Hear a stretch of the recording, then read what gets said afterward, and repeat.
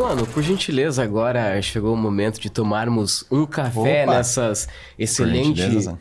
xícara da Weir Móveis. E eu quero já aproveitar para puxar aí o quadro Conselho de Churrasco. Eu quero explicar um pouco aí para você como é que funciona esse quadro. Sara, eu quero que você possa agora dar um conselho para quem está aí nos assistindo, nos ouvindo, como se realmente você tivesse num domingo, num dia de sol, fazendo um churrasco com a família, com os amigos, e alguém chega para você e fala: Sara, tô querendo empreender, o que que você pode falar para mim, uma dica, mas num tom super informal, tá? O que que você falaria para essa pessoa, assim, domingão, dia de churrasco? Domingão, dia de churrasco, a pessoa veio falar comigo sobre empreender. É porque eu gosto muito de ser contadora, né? Eu acredito que primeiro eu ia tentar entender que momento que ela tá. O que tu tá fazendo? Né? Se a pessoa tá ali no domingo comigo, vamos dizer que de repente seja CLT, eu esteja lá, eu quero empreender, quero começar uma coisa diferente. Eu ia dizer para aproveitar as oportunidades. Muitas vezes nós não aproveitamos as oportunidades. E eu digo que a gente só vai se dar conta, de repente, quando ela passar. Então, enxergue a oportunidade até onde tu acha que não tem. Eu acho que esse seria um bom conselho, assim, para entender o que a pessoa está fazendo. É realmente ali e também confiar nela mesma. Então, a partir do momento que a pessoa confiar no potencial que ela tem e fechar os olhos, né, fechar o ouvido para tudo que vem de encontro e simplesmente criar um foco e ir para frente, eu acho que esse é um bom momento. É isso que tu quer fazer? Então, se joga e faz. Ah, Sara, eu não posso agora fazer isso porque eu tenho uma família que depende de mim. Tudo bem. Então, vamos organizar teu tempo. Tu vai trabalhar no teu trabalho ali até horário e depois daquele horário você vai se organizar para fazer outra coisa. Ah, mas vai ser difícil, vou sofrer durante 1, 2 anos. Mas então, fica aí. Na verdade, o que a gente precisa é ter aquela força de vontade. E realmente, os 2 primeiros anos ali do negócio vai ser fechar o olho e trabalhar. Tem um vídeo motivacional muito legal, até a gente assistiu bastante, né? Que é até que ponto você tem sede realmente para fazer o negócio acontecer. Eu acho que tá diretamente relacionado a isso. Poxa, eu vou ficar 1 ano, 2 anos me sacrificando, mas até que ponto você quer realmente ver a diferença, fazer a diferença? Sim, e muitas vezes, quando era eu empresa, e isso fez uma decisão muito importante ali de ter ou não ter sócio, de abrir o leque de repente, porque basicamente quando eu entrei na Nortão, eu deixei o que eu já tinha construído em 1 ano para trás.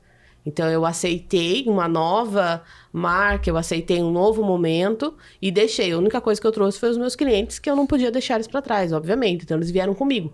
Mas tudo que eu já tinha construído ficou. Então, aquele momento foi um momento decisivo. E naquele momento que era eu empresa, eu trabalhava até 10 horas da noite, meia-noite. E muitas vezes me culpava, porque eu olhava para meus filhos, às vezes meu marido estava tomando conta deles e resolvendo, eles chegavam, me davam um bom dia, e às vezes não dava boa noite. Então, isso foi uma coisa difícil de lidar, tanto para mim como mãe, esposa, e precisava fazer um negócio porque, como eu disse, eu não tinha opção de voltar para trás. Depois que eu entendi que não dava para voltar para trás... E era esse momento que eu gostaria de trazer, até aproveitar aí que você falou, em relação às mulheres. Igual o seu caso, mãe, 2 filhos, a esposa, casa para cuidar, diversas obrigações que nós sabemos que não é fácil. O que que você pode falar assim para as mulheres que querem empreender e elas veem justamente isso? Mas e minha família, e meu filho, e o meu esposo? Como conciliar tudo isso? Até mesmo apoiar o esposo que também trabalha fora? O que que você poderia falar para as mulheres que querem empreender? Talvez estão se segurando, deixando isso de lado. O que você poderia falar? Primeira coisa é não se culpe. Tu não vai dar conta de tudo. Não tem como. É humanamente impossível. A gente brinca, né, que as mulheres colocam lá, eu sou guerreira. Não tem que ser guerreira. Então, você precisa realmente entender aquilo que tu quer, onde você quer chegar. Vai ter momentos que você vai chorar vendo teu filho dormir, de repente, com teu marido, porque tu não pode estar lá, vai acontecer. Vai acontecer, de repente, de você precisar atender teu filho porque ele tá doente e seu WhatsApp tá cheio de mensagens de vários clientes que você vai ter, né? Isso vai acontecer? Vai acontecer. Então, o primeiro ponto é não se culpe. Tu não vai dar conta de tudo. Se organize. Tenha realmente ali uma organização do seu dia. e tire um momento para ela mesma. Ela vai precisar de um momento em que ela não vai ser nem empreendedora, ela não vai ser nem mãe, ela não vai ser esposa, ela vai ser a pessoa. Então, por exemplo, eu tiro um momento para ser quem? A Sara. É aquele momento que eu vou simplesmente pensar, vai ser um hobby, vai ser uma viagem, vai ser alguma coisa que eu vou realmente ou focar e olhar para minha família. Pode ser um dia, pode ser uma tarde, mas você realmente vai se dedicar para fazer aquilo dali. Então, não se prenda tanto, né, que você não vai dar conta, porque realmente vai ser difícil. Mas se você se dedicar para aquele momento e, eu tô em casa, eu passo o dia inteiro com meu filho, eu tô ali, não faço mais nada, mas eu queria começar. Comece. Simplesmente comece. Comece devagar, comece aos poucos, mas comece. Porque o tempo vai passar de qualquer forma. Mulheres, sigam a Sara no Instagram. Está no link aí pra você. Bacana. Sara, obviamente durante a sua trajetória teve muitos projetos que você iniciou. Alguns você deu sequência, outros literalmente você viu que não fazia sentido e deixou de lado. Então eu queria que você contasse para nós um pouquinho, baseado na sua experiência hoje, se você tivesse que começar do zero, exatamente agora, certo? O que você faria de diferente? Se eu tivesse que começar do zero, neste momento, eu acredito que eu teria começado um pouquinho antes, né, do que eu comecei. Eu acredito que eu posterguei muito isso daí, por medo, sim, pela família, pelos filhos, pelo momento que eu estava passando. Quando eu tive meu segundo filho ali, eu não tive opção de ter ficado em casa. Ele foi para a escola com 3 meses. Caramba. A escola nem poderia ter aceitado a criança com 3 meses, porque por regra só poderia acima dos 4. Então, eu não tinha opção. Sim. Talvez se naquele momento ali, daí tu vai me perguntar, Sara, por que tu não começou a empreender lá? Porque eu não tinha mentalidade ainda para aquilo acontecer. Eu não enxergava isso. Então, se eu tivesse começado do zero hoje, eu olharia bem o cenário onde eu quero entrar, entenderia o que está acontecendo, mas começaria nem que fosse com o meu celular.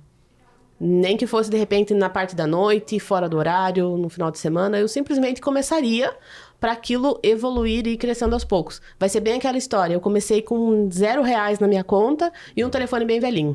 Então, simplesmente isso. Comece. E uma questão muito importante que é celebrar os pequenos começos e também as pequenas vitórias.